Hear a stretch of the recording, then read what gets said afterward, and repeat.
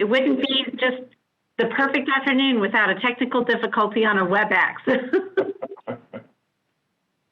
That happens. Yeah. All right, Tanya, do you want me to start with the opening remarks? Yes, Madam Mayor, please. All right, and then I will kick it over to you. So thank you for attending, everyone, and I want to thank the presenters who are here today for sharing your expertise with us. As we begin to emerge from the worst of this COVID pandemic, I think it's now more important than ever that we plan for a strong economic recovery, and that planning will need to build on our new regional partnerships that have been established in the last year and a half. That commitment to collaboration is what will reignite our economy and our overall well-being too. So for many years, the city thankfully has adhered to strict discipline in budgeting and operational practices. This includes listening to the experts like that we have here today, utilizing the best up-to-date data that we have available, and then planning for economic setbacks as we've had. This focus on the future put us on solid financial footing as this pandemic arrived. We were able to quickly transition to priority-based budgeting to better connect our resources to the areas that support community and economic growth. And at every step, we've emphasized communication and collaboration above all else. The disciplined budgeting approach also allows the city to direct state and federal pandemic relief dollars to community programs that are making a real difference for individuals, families, and businesses, rather than having to shore up our own operations, which is not the case for many cities across the country.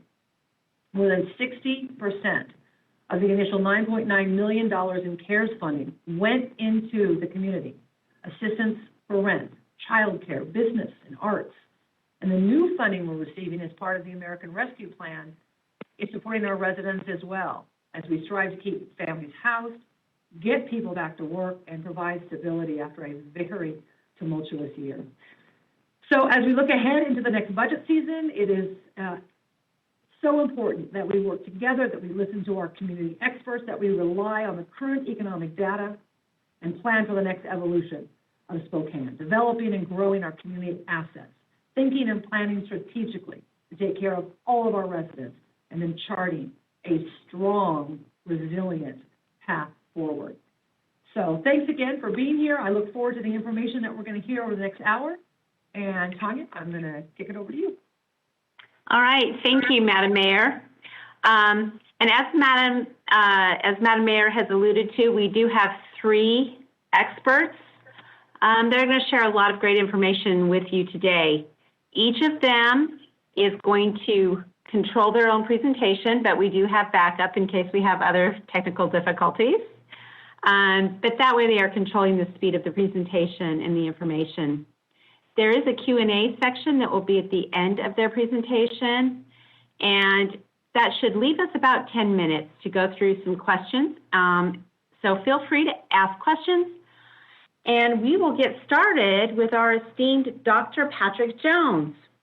Patrick Jones has been the Executive Director of EWU's Institute for Public Policy and Economic Analysis since its inception in 2002. Among other positions, he serves on the advisory board to the Washington State Data Center, affiliated with the U.S. Census. Dr. Jones has a PhD in Applied and Agricultural Economics from the University of Wisconsin-Madison. He has been inducted into the Spokane Hall of Fame. I didn't even know Spokane had a Hall of Fame.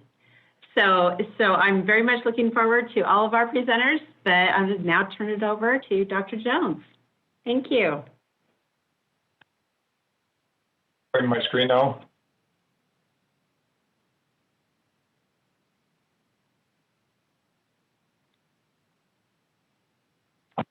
Am I sharing my screen with you, everyone? No?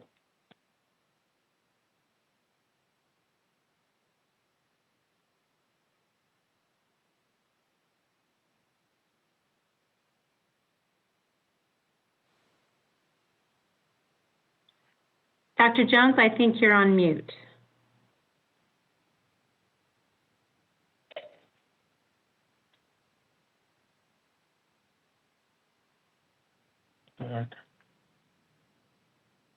Can you hear me? Okay, so let me start here with our slideshow and give you a sense of where we have been. You have the full screen now? Okay, good. So I'm gonna basically take a snapshot of where we are and where we've been, but I couldn't resist the temptation to look a little forward. I know that my colleague, Dr. Grant Forsyth, is going to look forward a bit more, but there'll be a little of this in my presentation. So what I'm going to just touch on is elements that I think affect the city government more than anything. Obviously, if it affects the government, it's affecting our residents. But I want to say in 15 minutes, one can't touch on everything. And so you can see that I've written, we're going to look at a bit of population, race and ethnicity, income, and then finally retail sales, which is obviously something that Tonya Wallace and her shop really is concerned about.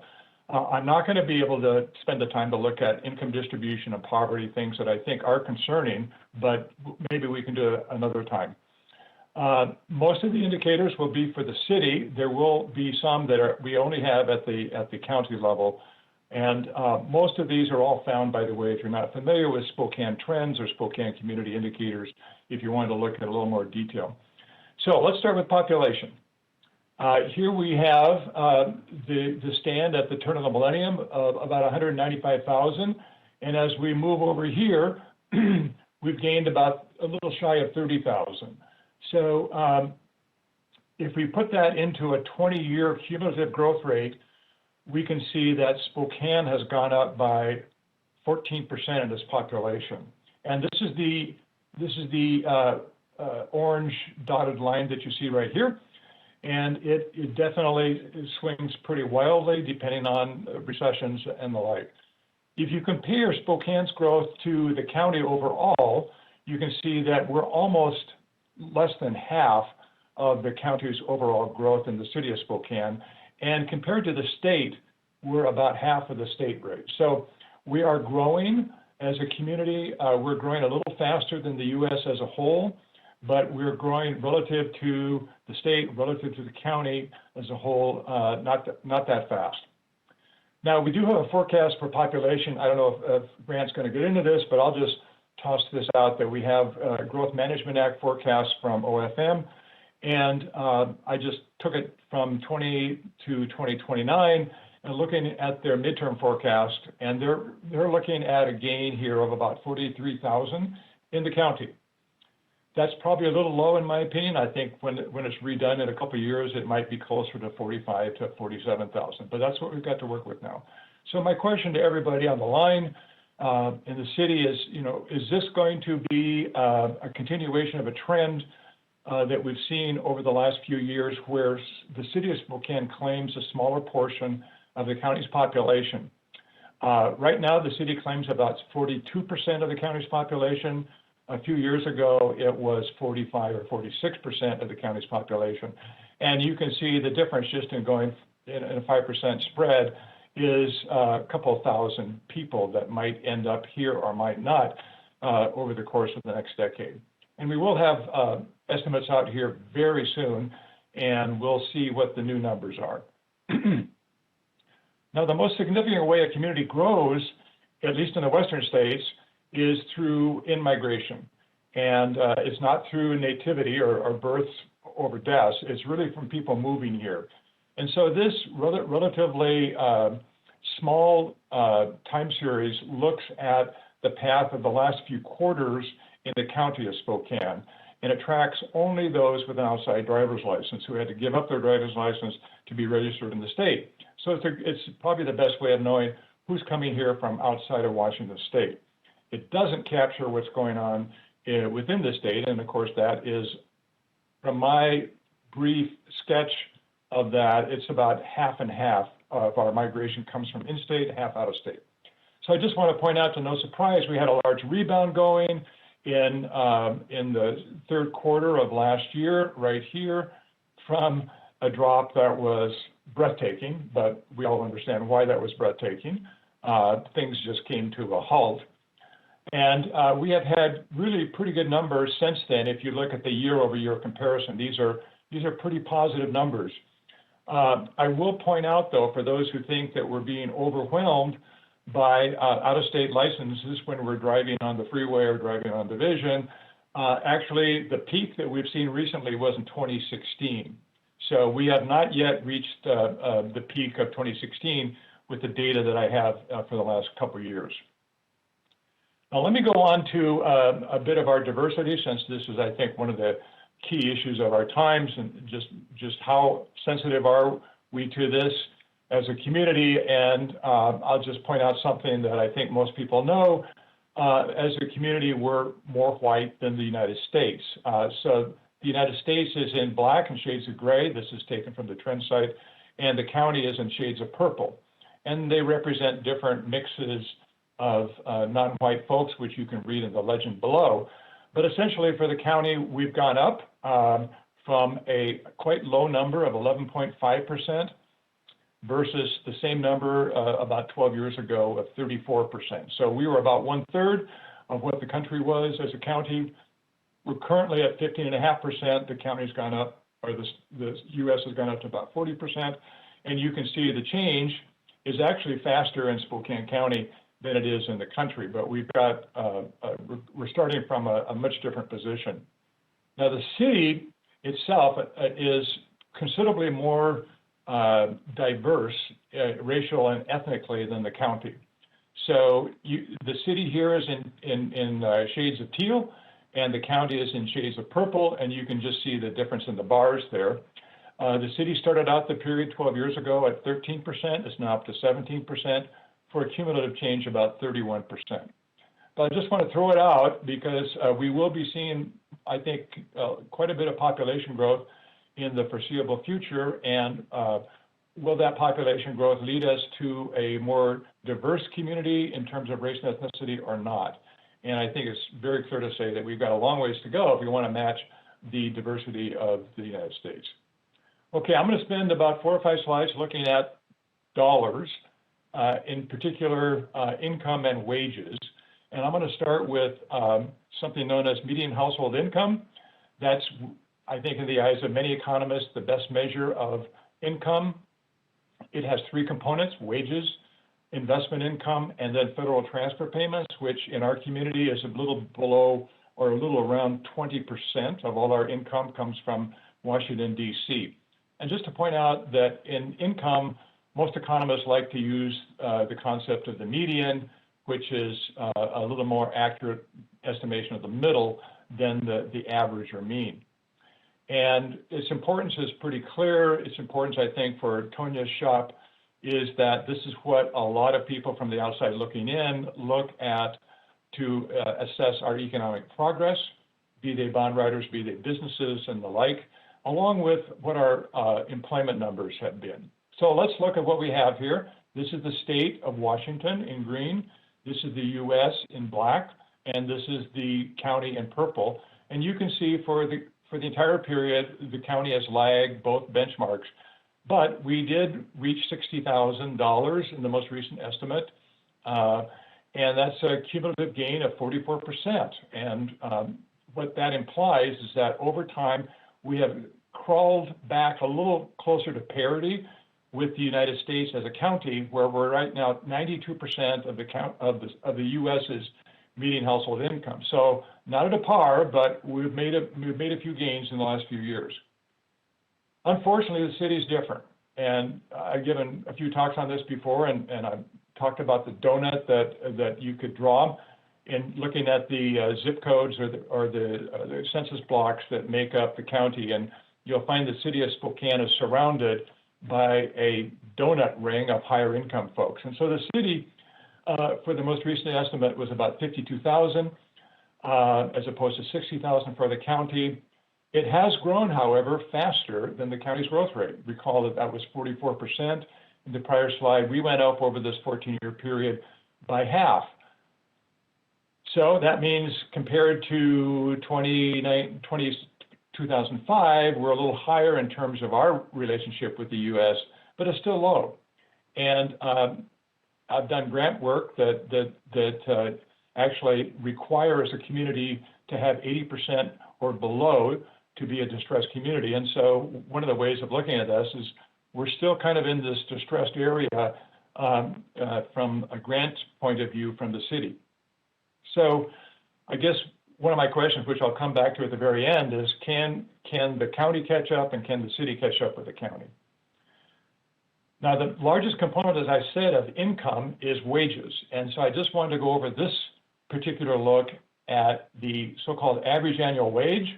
And the average annual wage in the most recent year we have, 2019, breached $50,000 for the first time in our history.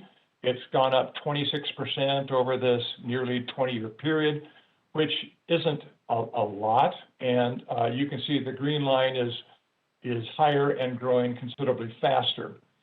So without wage growth that's strong, we probably can't see much income growth that's going to be stronger.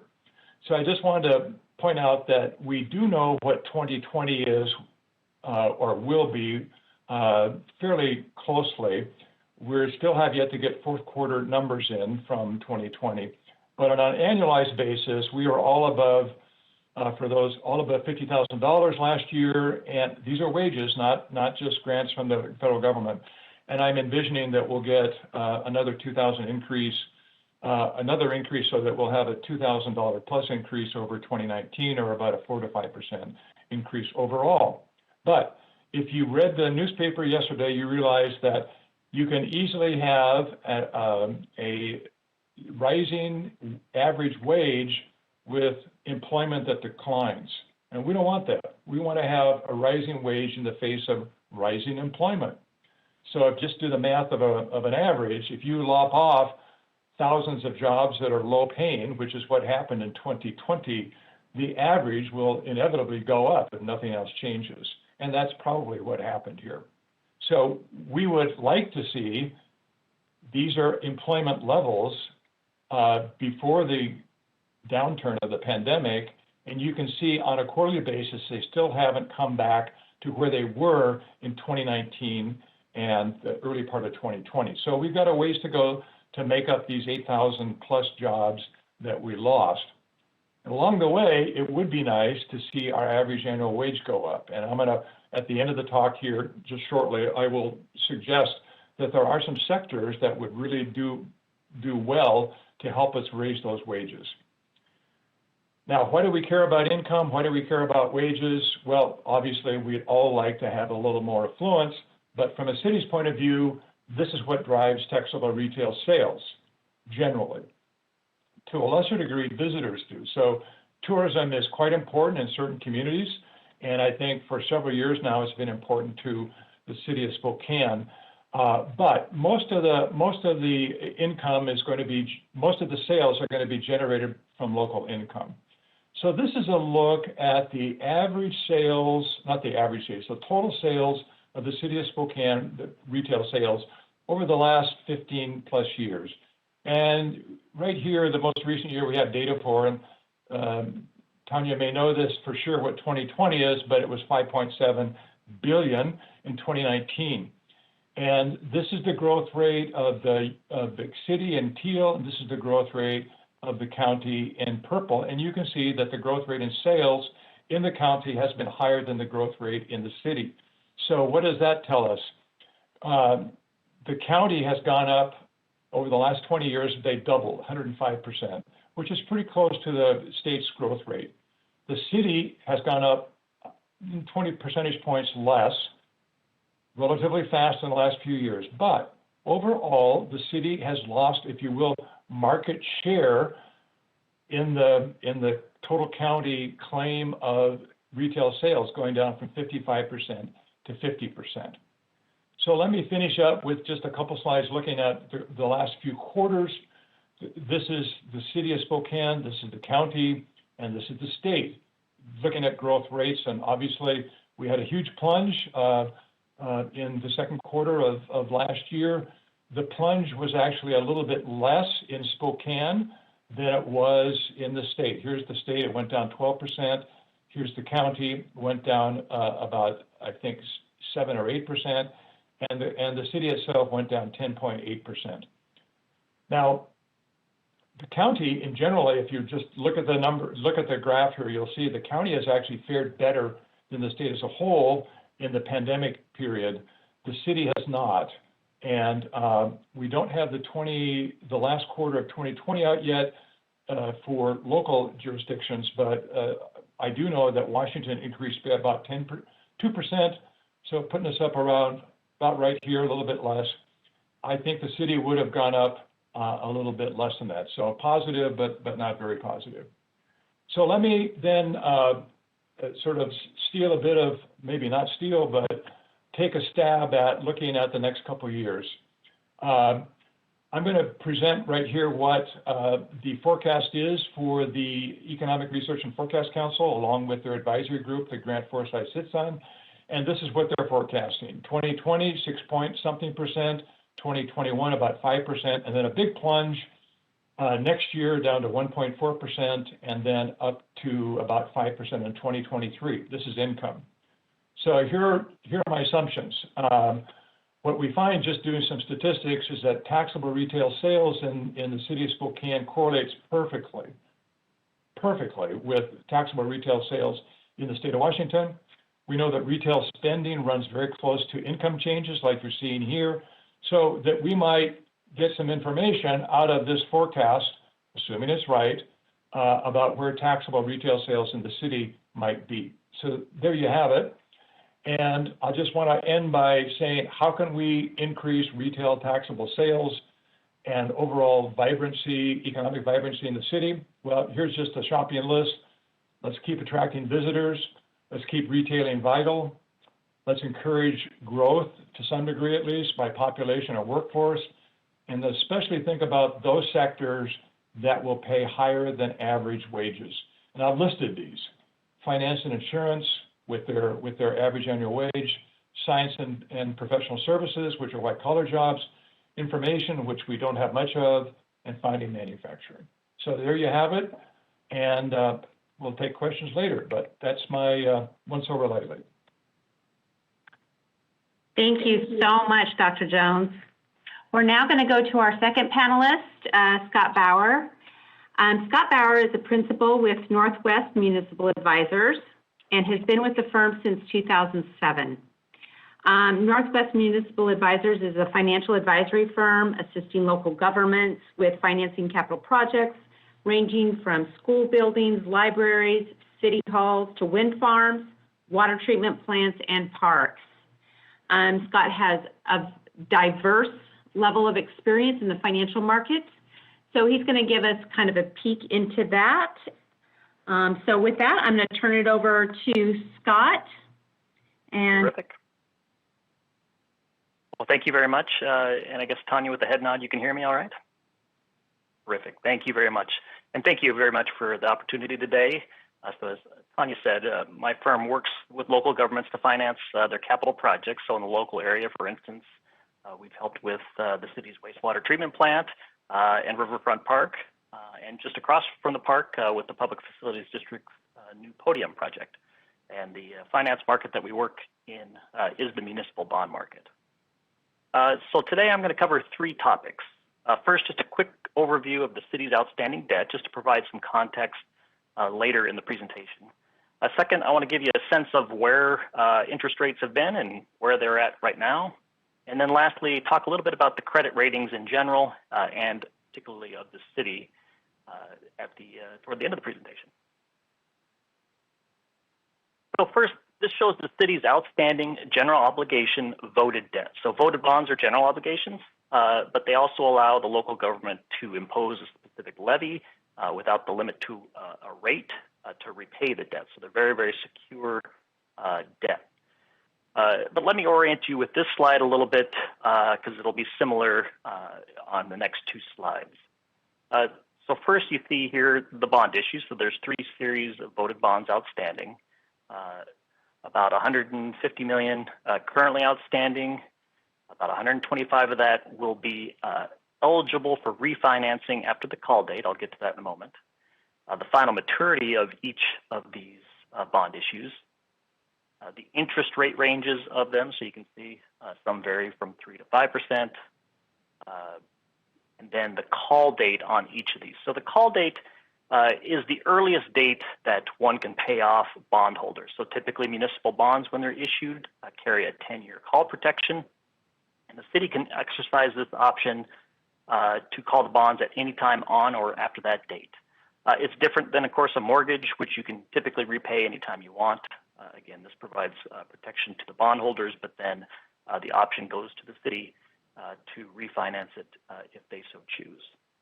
And then finally, the bars down here just represent the principal and interest payments, so debt service payments paid each year. Now, it's not unusual what you see here of increasing debt service on a voted bond issue. The debt is structured this way, typically assuming a growth rate of assessed value in the city, and assuming that growth rate matches, then the levy rate itself would stay the same. Turning to then limited tax general obligation bonds, the city has three bonds outstanding. The 2015 and 2020 refinanced and restructured some 2004, 2007, 2010 street bonds. And you can see how, in this case, the 2020 bonds fit right into this pocket created by the 2015 bonds. And this was done on purpose because these bonds have a similar repayment source. And then the call date on these particular bonds is 2024. And I think we saw that on the earlier one. The next available call date on the voted bonds is also 2024. And then finally, the city's 2014 water and wastewater system bonds. So these were sold in 2014, and they were one of the first green bond designated bonds sold in the state. And what these funded were improvements at the wastewater treatment plant, but also added a lot of the underground storages that for holding the combined sewer overflows that you may have seen construction of, but of course that are now underground. And also made various improvements to the drinking water system. So these bonds also would be eligible for refinancing as we get toward 2024. So let me turn to a look at historical long-term tax-exempt interest rates. So these charts show an index of 20-year maturity debt, so a little bit long-term. And as you can see, interest rates have trended downward for a long time, but with periods of increasing rates, either due to improving economy that sometimes leads to increased interest rates, or because of certain events that roil the bond markets. So just as a couple of points on here, I wanted to show you some of the events that have led to spikes in the bond market. So of course we have the 2008 financial crisis, so that basically shut down the municipal bond market, and interest rates went up fairly severely, but then came back down. In 2011, as the U.S. government was trying to pass a budget and arguing over raising a debt limit, Standard & Poor's downgraded the U.S. Credit rating to a AA+. That led to a spike in interest rates. In 2013, there was something called the taper tantrum. So there was a lot of asset purchases done by the Fed during the Great Recession, and at this time they started to back off and start to sell those assets, and that led to an increase in interest rates. And then finally, the 2016 presidential election. So the results of that were not baked into the bond market consensus, and so that led to an increase in interest rates there. But you could see it trickled down a little bit and then came up after that. The chart on the right is the same data, just zoomed in to the past 3 years. I will point out this scissoring effect of interest rates was when the economies shut down as the impacts of COVID started to take effect. But from a historical perspective, interest rates continued to be at historical lows. Next, turning to some yield curves.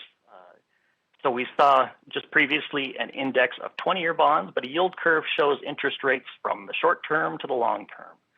So in this case, going from 1 to 30 years, and also showing yield curve on particular dates dating back 10 years. And actually, as we go down, we get closer to where we're at currently, which is this blue line here at the bottom. So basically, if you're a AAA general obligation bond issuer in a state with an income tax, which is not our state, then the chart on the left would be close to your borrowing rate on these particular dates. Everyone else then would borrow at a spread over that yield curve, depending on the type of security that you're issuing and the rating of the borrower. Yield curves rise and fall. The municipal bond curves here mimic what we've been seeing on some of the other slide with lower interest rates, but of course, what goes down can always go back up. But the main takeaway again, interest rates are historically low and awfully flat. So the only difference between a 1-year and a 30-year interest rate is a little less than 1.5%. So let me turn to credit ratings. So we just talked about the short-term and long-term interest rates, but the credit quality of an issuer has a direct bearing on what its citizens pay for the desired improvements that get financed. So the higher the credit rating, the lower the spread over those yield curves that we just saw, the lower the borrowing costs, and the more money stays in the local community rather than being sent to insurance companies, money managers, banks, retail investors, all in the form of higher interest payments. So the city maintains excellent ratings with both Moody's and Standard & Poor's. So the city's rated AA2 and AA by those two rating agencies. And this does allow the city to borrow at lower interest rates. Again, the ratings are shown here. This is the rating scale of both. The highest in each of the rating agencies is the AAA, and the city is a mere 2 notches lower at the AA2, AA. So the rating agencies take a look at a number of factors when they're reviewing the city and its community, and you're compared to other municipal governments that are issuing similar debt. So below here is Moody's rating methodology and the broad factors and sub-factors that they look at and the relative weights of those factors. So I'm not going to go into too much depth here, but I just want to run through them because it could be kind of hard to see. So the first factor is the economy and tax base at 30%. And that looks at assessed valuation, so both the actual value of all the property, all the taxable properties in the city, and the per capita assessed value. And then also median family income, which, as Dr. Jones alluded to earlier. They also look at finances, which are 30%. So here we'd be looking at fund balance and cash balances, the actual dollar amounts, and then their 5-year change. There's a management score at 20%.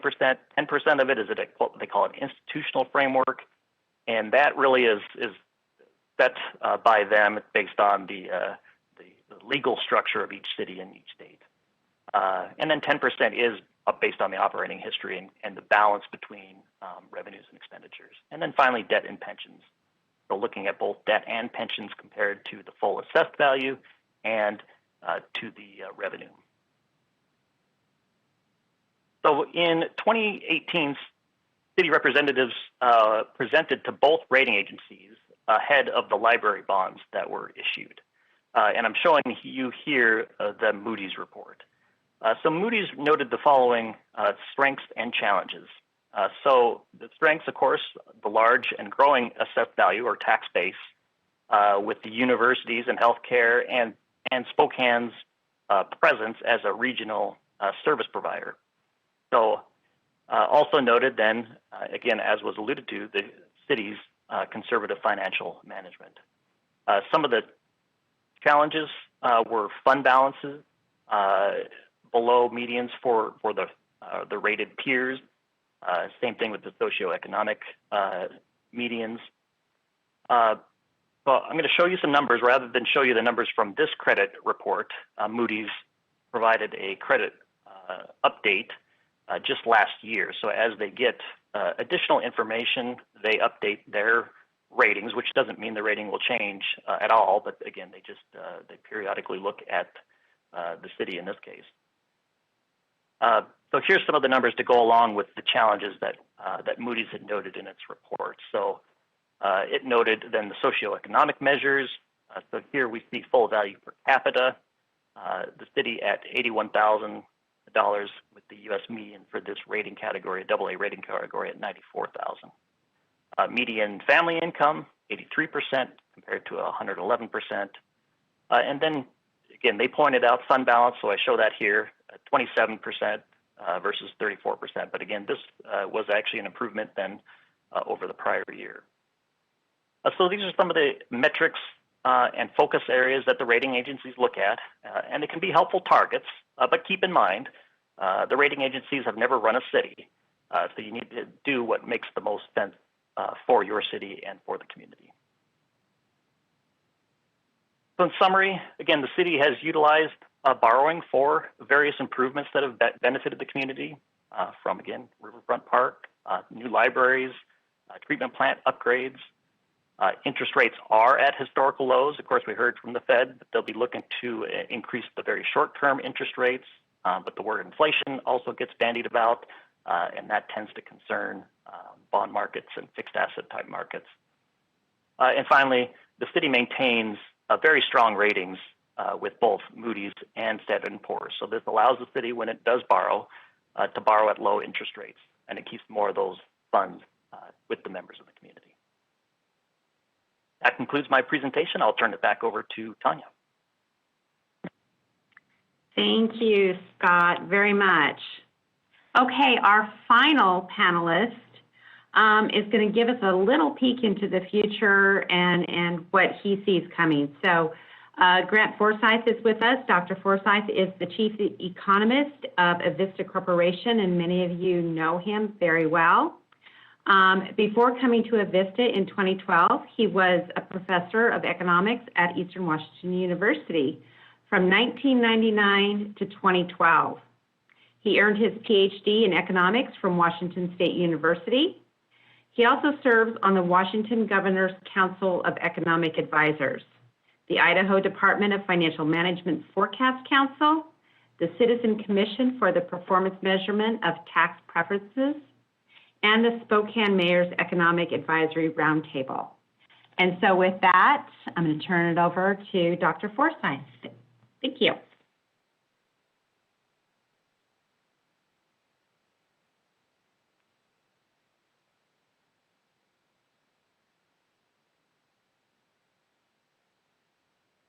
I think you're muted.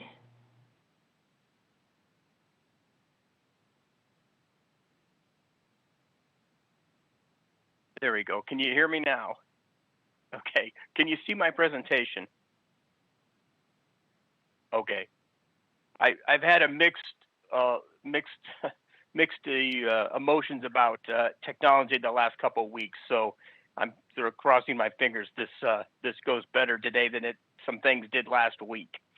So as promised, I'm going to talk a little bit about employment, population, housing, and income, and it's more of a forward look than what Patrick gave. So what I want to do is I want to start out by talking about, if it'll move forward for me. There we go. I want to start, oops, everything's a bit slow. Okay, so what I want to do is start with employment. And what this graph shows is employment indexed to February 2020, which was that last month we had before things sort of fell apart because of the pandemic and we moved into the lockdowns. And what it shows is Spokane, the Spokane metro area, which includes Stevens and Pend Oreille County, and then Kootenai MSA, which is just Kootenai County. Now, what these lines are showing, and it compares against the U.S. too, is that how we performed in terms of the employment level relative to February 2020. And I think what stands out in particular for the U.S.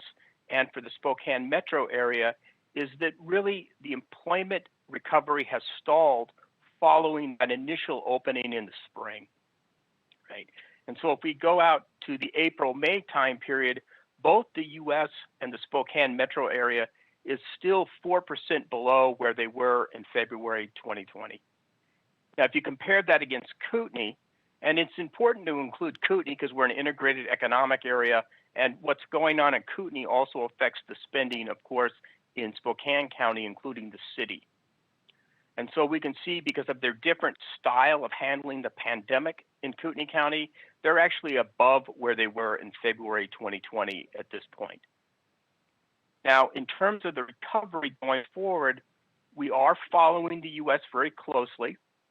Right? My expectation is that will continue. And so the current forecast for the U.S., looking across many different forecasters, is that if you take average employment from 2020 compared against the forecasted average employment in 2021, we'll have about a 2.5% employment growth in the U.S. this year. Okay. My guess is it'll be the same for the Spokane metro area. We'll probably see about 2.5%. And again, that's looking at the average employment level in 2020 versus the average employment level in 2021. But in terms of getting back to that peak employment level that we saw in 2020, we might not see that getting back to that peak until 2021. And so a lot of people, 2022, the growing consensus is that the labor market's really not going to start to normalize to levels we're more comfortable with until that 2022 period. And we're already starting to see some very complex employment dynamics going on. It's not just about the extended unemployment benefits. We're seeing a lot of people reluctant to return to work because of childcare, because of public health concerns, but also we see a lot of people not returning back to original public-facing types of jobs as they try to find jobs in other sectors that carry less risk of being in a public-facing sector. So again, pretty modest employment growth this year, and really not getting back to that peak employment level we saw in 2020, maybe until 2022. Idaho is the exception, again, just because they have some different policy views in terms of handling the pandemic. Now, let's talk a little bit about population and housing. Okay, what this shows is this is specifically for the city, and we're looking at that first set of bars there under population is looking at the average annual population growth between 2010 and 2015. That's in the blue. And then in the red, it's 2015 to 2020, and then the gray is just 2020. Now, you can see there that population did pick up in that 2015-2020 period. And as Patrick pointed out, that was a period where the regional economy really started to get its legs from the Great Recession, and we started to see a surge of in-migration into the region. Now, what I want to point out, though, is that really there's a very strong connection between population growth and housing unit growth, which I know the city cares about. And so generally speaking, your population growth is going to be very close to your housing unit growth over that same period. And when I talk about housing units, I mean these are apartment units, single family homes, duplexes, so it's everything. So generally speaking, your population growth is going to be very similar to your housing unit growth, which means any population forecast is really also going to be very close to a housing unit forecast. You can kind of use it as a proxy for where housing units are going to go forward in time. So talking about that, let's talk about, again, the recent past, because this matters for what I think is going to happen in the future. If you look at single family units, so these are, basically single family homes, if you look at the growth rate that occurred in single family units over these time periods, they were noticeably less than population. Okay? And what that means is that, if population and housing units are going to be close in terms of growth rates, but your single family units look pretty low in terms of growth rates, then it has to be that multifamily made up the difference. And so if you look at 2 or more units, these are housing units, there's going to be duplexes all the way up to large apartments. You can see what was bringing housing units in line with population were those multifamily units. And in fact, I follow permitting on a weekly basis. We are seeing a lot of apartments being permitted in the region, and we're seeing a lot of duplexes being permitted in the region. And so going forward, my guess is when we get these population housing unit growth rates to line up, that lineup is occurring because we're fitting more people into that multifamily sector. So if we look at population forecasts, So if we look at the first graph here on the left, right, this is for Spokane County. Patrick talked a little bit about this already. These are OFM forecasts. They have a low, a medium, and a high. For my work at Avista, I focused on the medium. I'm actually using their forecast for a lot of the forecasting I do for customer growth at Avista. Okay, and so these are OFM forecasts. So 2020, the population for the county was just over 500,000. Okay, the median forecast over the next 10 years is about 0.9% for the county, annually average, right? 2030 to 2040, it drops to 0.6%. And the number that you see there is the number of people we're likely going to have at the end of that period at that growth rate. So by 2030, we'll have 571,000 people in the county forecast, that medium forecast, right? And then by the end of 2040, we'll have just over 600,000 at that forecasted growth rate of 0.6%. Now, what I like to do is and I've done this before, I take the OFM's forecast for the county, and I say based on historically normal relationships between the city's growth rate in population and the county's growth rate in population, what does the county forecast imply about the city? And so these are my derivations in this graph on the right for the city of Spokane, right? And we see it's essentially the same. You would read it the same way, but you can see, as Patrick indicated, these OFM forecasts for the county imply somewhat lower forecasts over the same time period for the city.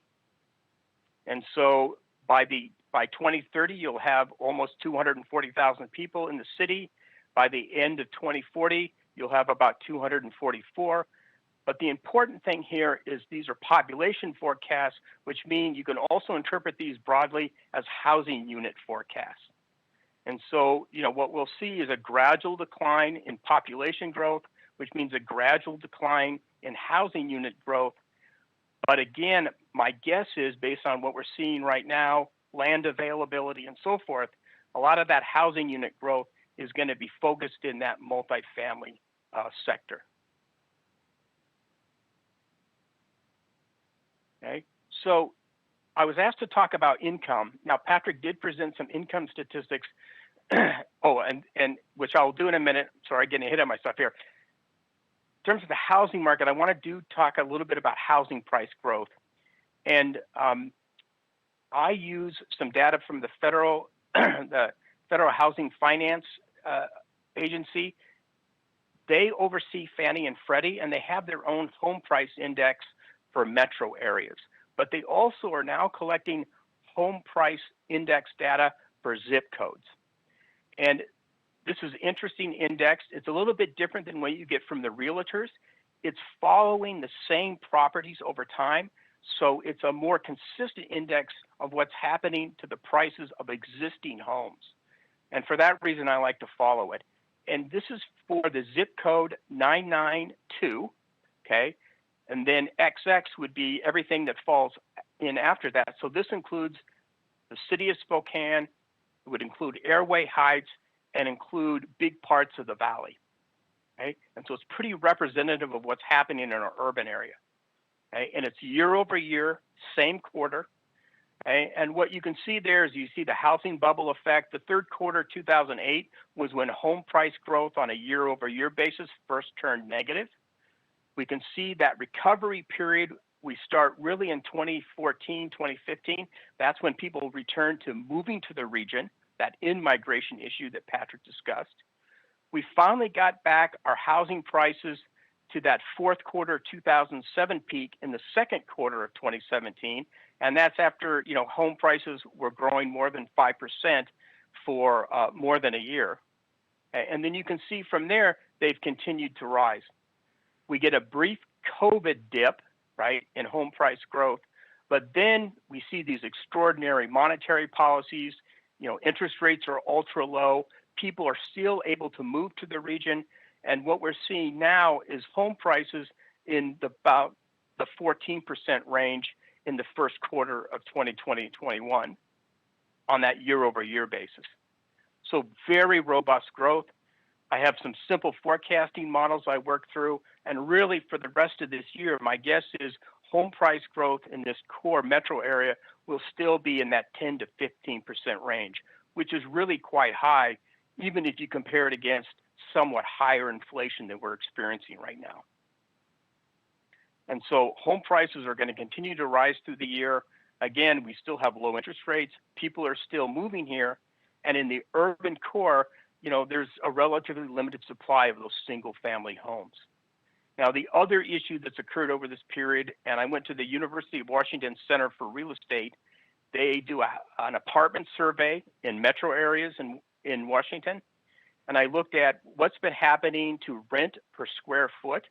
And between really 2015 up to the spring this year, it's been running about a 5% annual average growth rate in rents per square foot. Again, quite a bit above the rate of inflation over this period. And it helps explain why maybe some lower income households who rely on rental apartments have been under some hardship. So generally speaking, affordability has declined a lot since 2015. And that's going to continue through the rest of this year and probably into 2022. Okay, now the last slide here is more connected to income. As Patrick showed, there's lots of different income measures. Unfortunately, they're released very slowly over time. And so I've turned to what's been happening to deposits in the banking system in our metro area, and it's Spokane, Kootenai combined. And so I'm looking at per capita deposits in banks that serve our broader metro region, including Kootenai County, and adjusting for inflation. So I'm looking at real per capita deposits in the banking system compared to the U.S. as a whole. Now, this is important because what it's telling us is what is the money or savings that both individuals and businesses have in the banking system that are ultimately spendable. Okay? And so one of the things to point out is between 2019 and 2020, both the U.S. and our region saw the biggest surge in deposits since I can get data, which actually goes back to the early 1990s. We've never seen that big of a surge in deposits. And of course, that reflects that kind of extraordinary stimulus that made its way into the deposits in the banking system, which ultimately is spendable. So in the U.S. in 2020, it went up 20%. I'm benchmarking everything against 2019. That's the reference period, right? In Spokane, it went up 14%. Again, those are historically big increases in deposits. If you look at monthly data that's available for the Fed, the U.S. has now risen from 100 to 120 to 128, so 28% more than what we had in 2019. We are following the U.S. My guess is we continue to accumulate deposits in 2021 in the region as well, which means there's an awful lot of spendable income sitting in the banks in the region, which I think ultimately bodes well for retail spending, which is really pretty important for tax revenues for the region, including the city. Now, some of this will start to ebb over time because the stimulus is going to start to ebb, but at least going forward for this year and into 2022, I think this offers potentially a lot of support to retail sales. That we'll leave it open for questions along with everybody else. So thank you very much. Thank you so much, panelists. We did receive a couple of questions, so we've got just a few minutes. We'll try to get through all of the questions that we have, and we will try to find a way to get answers to all of them. So the first question, this came in when Patrick Jones was speaking, and it's from Councilmember Cathcart. How do you see our lack of available housing impacting our ability to recruit new jobs, particularly well-paying jobs to our city? Encouraging companies on the I-5 corridor to come to Spokane to relocate or expand with their well-paying jobs is a priority of mine, but I see our inability to broadly grow housing choice as a serious obstacle. So, can you hear me? Tonya? A couple of quick answers to that, and I'd like to hear what my fellow panelists say. I think if you're talking about really high-paying jobs, that I think you saw in the finance sector, which here in Spokane pays $85,000 a year, and on the west side pays considerably more, the ability to buy a house for that part of our citizenry or the residents is not that hard. They'll find a house. I think the more difficult problem is going to be workforce housing.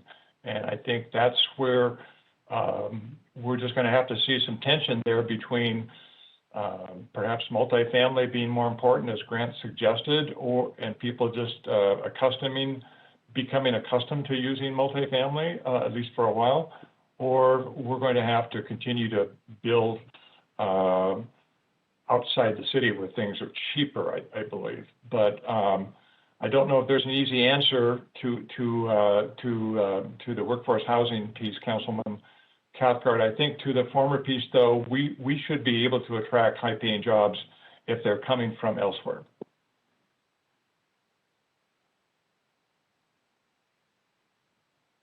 Okay, and we have another question from Bonnie Quinn. And this also came when Dr. Jones was speaking. Is there a comparison of cities, Spokane versus Coeur d'Alene? Not easily. We formerly had a project like the Spokane Trends Project for Kootenai County, but no longer do. But we could help out if people want to find out some numbers. The same sources are available in most cases as they are for the Spokane Trends Project. And perhaps, Grant, you may have some ability to do that as well. Well, I would just point out, following the data that I have available at Avista, it pretty much lines up, with population growth. And one thing about Kootenai County that really shows is how much faster they're growing in terms of population. I mean, they're in the 2 to 3% range, which, is enormous when you think the U.S. population growth is below 0.4% right now and likely to fall lower because of the COVID impacts on the birth rate. And so they're really growing rapidly. And what you're seeing is that growth is being pushed into Post Falls and the Rathdrum Prairie. We have 3 more questions. Is everybody good if we just go over for just a few minutes? Okay. So this next question is from Darren Watkins. It came in when Dr. Forsythe was speaking, and it's Spokane County has been growing at a 1.5% rate for the past 5 years. What data is that suggests growth will fall? And in terms of what variable was in reference to population or? Yeah, right. Population growth rate, Grant. Yeah. So, I mean, so I think the assumption is that, the region, the forecast the OFM is doing is connected to also demographic trends going forward that are reflected, kind of secular trends that are occurring in the U.S. that we will not be immune to, even with in-migration occurring. And so it is true that population growth for the county has exceeded kind of the forecast of the OFM, but in the long run, those demographic effects are forecasted to push down our our population growth, as it will in other parts of the U.S., even with that in-migration. And keep in mind, too, you're going to be restricted to some extent going forward by your housing stock, right? So in other words, there's this complicated relationship. As your population grows, builders tend to respond to that. But there's also a situation where maybe you come up against housing constraints, land constraints, and so as your housing unit growth slows, your population growth has to slow as well, too. So there's some complicated impacts in there because of growth management. And that is a perfect lead-in to the next question by Councilmember Cathcart. Where will the increased population work? Predominantly in the city of Spokane or in the county/Idaho? If it is the city, then isn't it fair to assume that population growth outside of the city will be driven by a lack of housing in the city? Yes, and in fact, I didn't show this data, but if you look at the historical growth rates the last 5 years between the county, incorporated versus unincorporated areas, it's pretty clear that the unincorporated areas have seen the most growth. And urban areas or incorporated areas like Airway Heights that are outside the main urban areas, okay, and this includes Liberty Lake too, would be in the same thing, have seen the most growth. So I'd like to... Go ahead, Patrick. I'd just like to respond to that. So I guess it depends on what our priorities are as a city, and it could very well be the case that the jobs could be located in the city, but the people live outside the city. So what's the trade-off for the community with that relationship? And I would argue I don't think one can call that a yes or no situation. It depends on the quality of the job, depends where the spending occurs. So I think that's difficult to predict. But if you're looking at where, I mean, if you look at sort of where the population growth is the strongest, it appears to be in those areas that are kind of outside or surrounding the traditional older urban core areas. Correct. Liberty Lake and Airway Heights are the two fastest growing parts of our county. Last question is from Eric Finch. Is there any commentary on how annexation is being managed in other areas that might help inform that sensitive process here in Spokane? This seems to have been under-discussed, especially in relation to our utility service and public safety response areas. I don't feel qualified to answer that. That's a very interesting question. It has to do with urban planning, and I'm not a planner. Sorry. Okay, that is the end of the questions that we have. We went over just a little bit in time. We are going to get these presentations and post them on the city's website so that everybody has access to them.